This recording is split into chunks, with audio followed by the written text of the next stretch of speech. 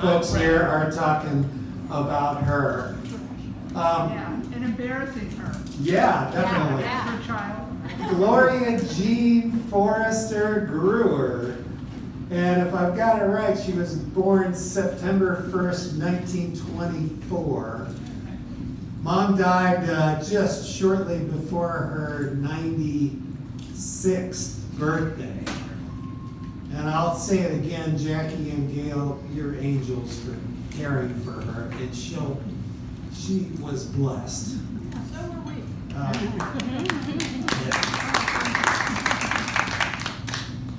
She was born at Bellevue Hospital in New York City.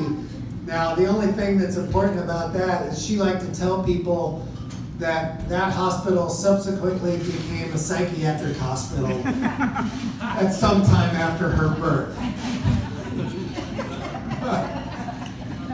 When she was young, she was sporty, and I think that came from her dad, who was an outdoorsy kind of guy, right, Carol? Yeah, hunting, fishing, camping, and that led her to become a camp counselor at what many of you may remember, Camp Zoe. Is that right? Did I get it right? Yes. Okay. We all went to Wiggins, Ozark Camp.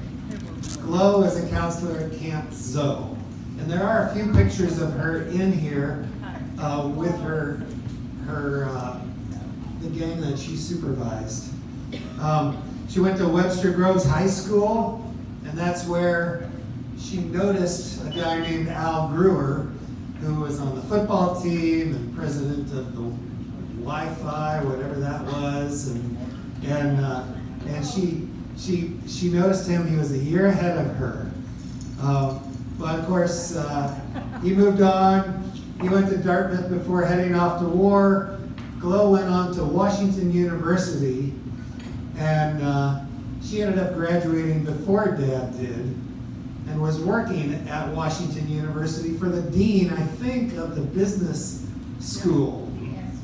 And so Dad came back from the war, was on campus. Glo spotted him, and that was that. You know, I don't think he had a choice in the matter. At WashU, she was a Delta Gamma. Her sisters at WashU, she loved.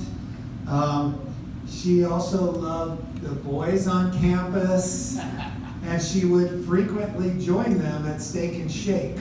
According to her, to sit down in the corner booth, and they would eat, and she said I would join them smoking some cigars.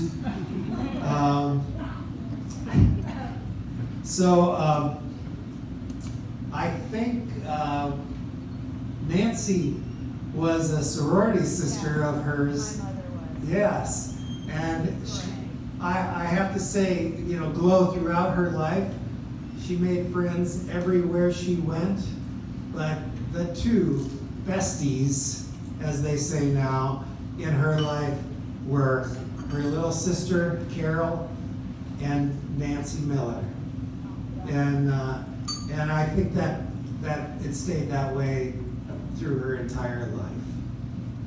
She, after marrying Al Gruer, of course, they settled in Kirkwood, Missouri. We lived on Bodley Avenue in a nice little house. Jackie, Marty, and I, the grandparents were close. We always had a dog running around the house. So even a guinea pig. Yeah, there was a guinea pig or two, yeah, as well.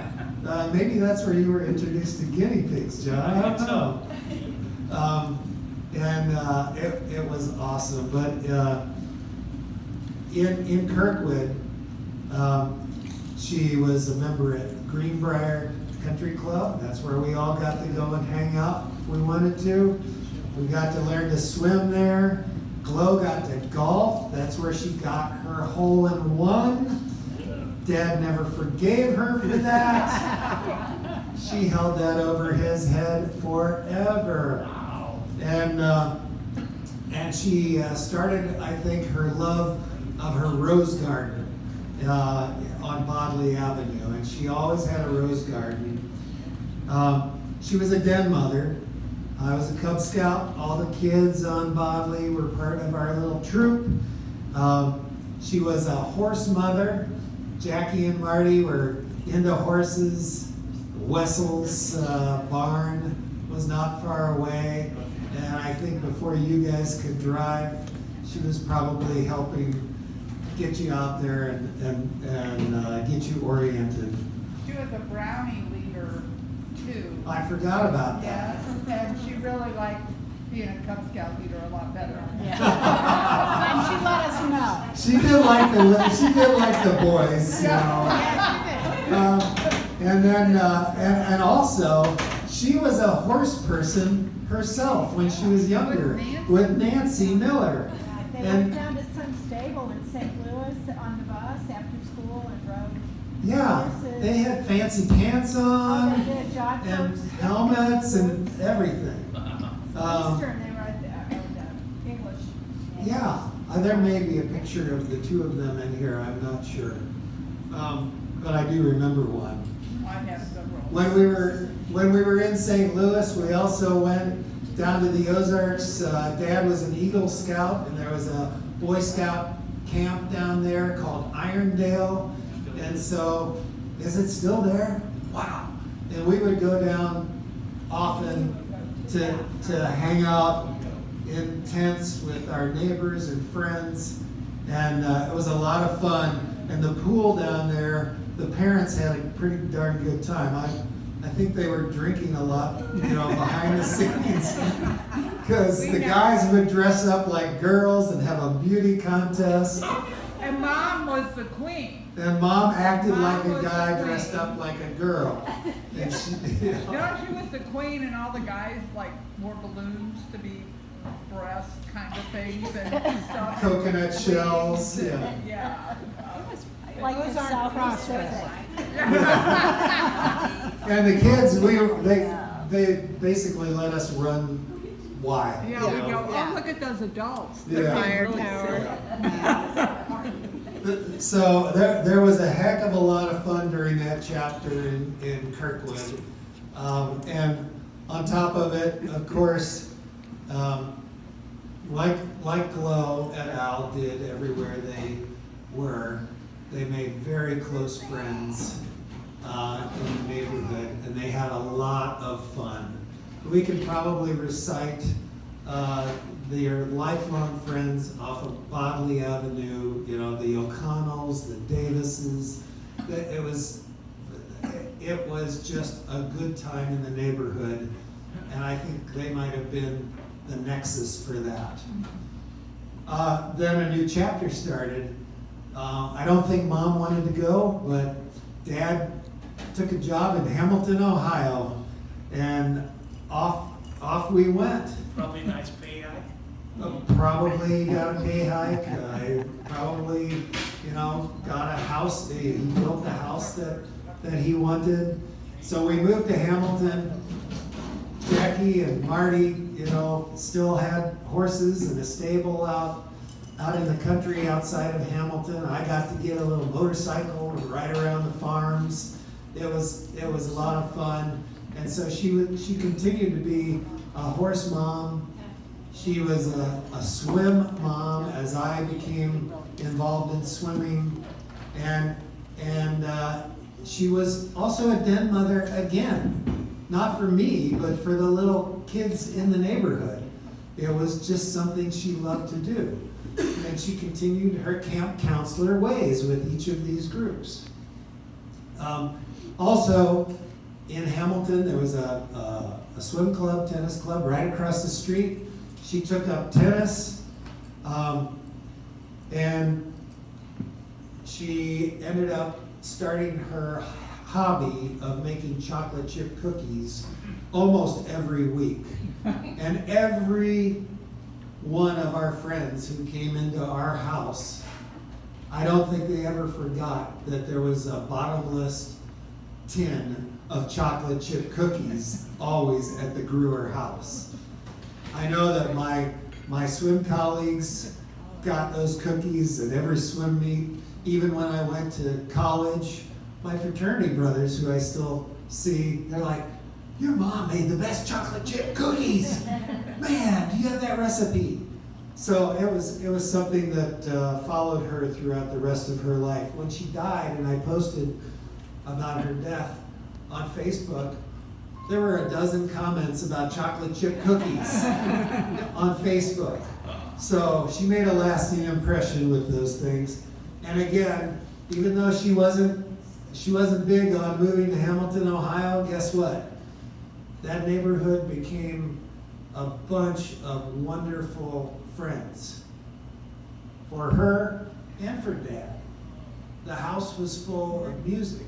Those crazy people would come over to our house, start drinking, and somebody jump on the piano, and they're all singing, songs that we recognize as kids, but these guys in the neighborhood knew it. So lifelong friends and lots of fun in Hamilton, Ohio.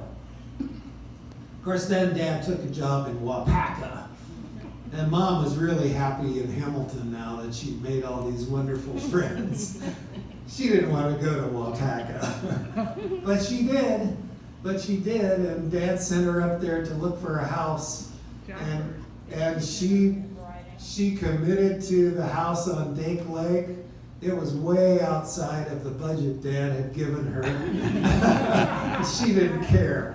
You're making me move to this little podunk town in the middle of Wisconsin with cold winters. I'm going to get a house on the lake that I like. And Dad admitted later on, oh, that was awesome. It was a good thing she did it. At that house, of course, she had her big garden.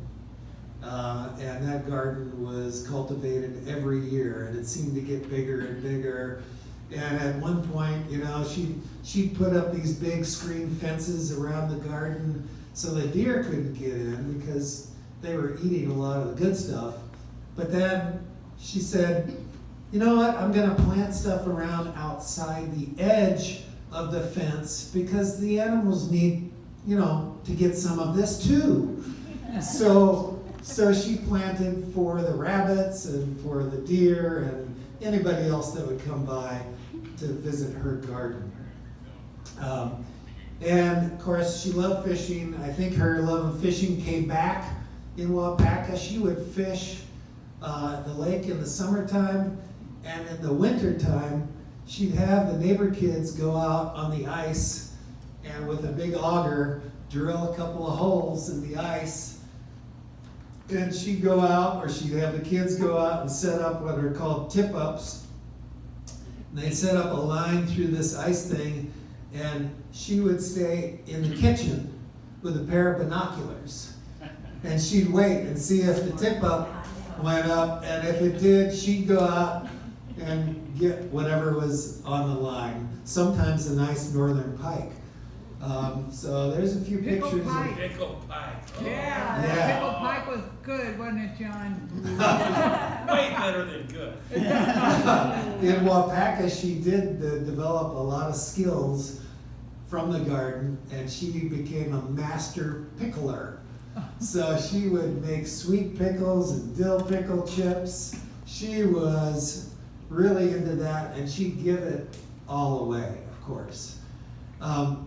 And then, of course, she joined a local club, and she became a master gardener. So she became involved in the community. She was the president of the hospital women's auxiliary. I think it was just called the auxiliary, not the women's auxiliary. And she contributed her time there and for other fundraising events in the community. Hospital auxiliary. Yes. And then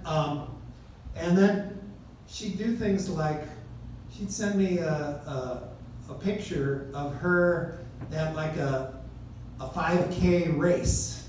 She's like 70 years old, and she's out with her friends walking in these races. Back then, I thought 70 was old. Now it's super young. So she was vital. And here again in this chapter, guess what? They made tons of amazing friends, and they had a blast. They had their Friday night dinner group that started off small and got bigger and bigger. And these folks were just salt of the earth, wonderful people in Wapaka, and Mom felt right at home. So, I guess that, I'd like to share a theme from her chapters in her life where she lived different places, because she liked to say, bloom where you are planted. That's something I think we could all keep in our minds and make sure that if we ever move or start a new chapter, we'll just bloom right where we're planted. So, of course, she became a grandmother when she was in Wapaka, and she was a great grandmother, and eventually became a great grandmother who was great. And she got to spend a lot of time with the kids. And she and Carol started a tradition that was just absolutely fantastic. She with Carol would plan trips for the grandsons and the granddaughters. And they'd alternate years. And they'd go to the Ozarks, they'd go to Trout Lodge, they'd go someplace. And then they stepped it up big time. They took the boys to Legoland, where they're all marching around with their Cardinals hats on so they could keep track of each other. And they took the girls to a dude ranch.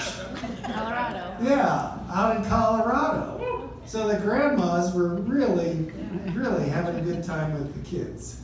And the parents really appreciated it too.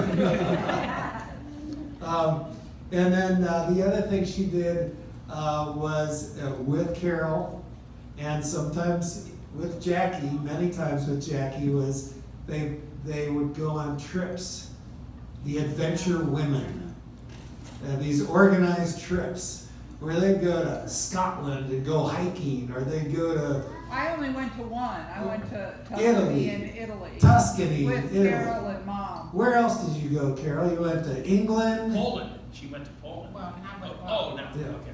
Scotland, Uh-huh. serious hiking in the rain, up mountains. And they went to New Mexico for a trip up to the Indian thing in on the cliffs. What are those called? Mesa Verde. Mesa Verde. They hiked. They packed in there with llamas. And how old were you guys when you started doing this? Oh, why would you ask that? Okay, well you were. How you were- young? I don't remember actually the years. I think you continued well into your 80s on these trips. Yeah. And it was awesome. And they visited, you guys went to Norway to visit our cousins in Norway. You took Ed and Al on that trip. Al even arranged for us to have first class seats on the ferry. Ooh. Which, whoa. Wow. Really? Al, he never wanted to spend a penny. Oh, you sure he didn't charge that to Ed's credit card? He might have. Well, anyway, Glo and Carol just had a great time, and this Adventure Women thing tradition has carried on with Jackie and Gail, continuing to do the Adventure Women trips. I'm jealous because I gotta find something like that. George and I go on our trips, but these sound really cool. You could dress up like those guys at Irondale. Oh, yeah, I could. Adventure Women? Yeah, that's true. But Jackie, you went to Nepal with Adventure Women. The Galapagos. The Galapagos, the Baja Peninsula. Yeah. She planned a trip to Mongolia this past year to ride Mongolian horses. Next year. So next year, Iceland. Iceland. Yeah. So it's a cool group. If you guys are tired of your husbands and want to get away, There's still time. Plenty of time. Yeah. So a couple of last things. One thing Glo, I think, had throughout her life was a great attitude. She found the silver lining whenever there was one. She didn't miss it. She had a good attitude. Even late in life, she would crack a smile or laugh. There was only one time Georgia and I were visiting with her, and she wasn't feeling very well. And she said, you know, I'd just like to ride off into the sunset. But she wasn't angry. She was just tired.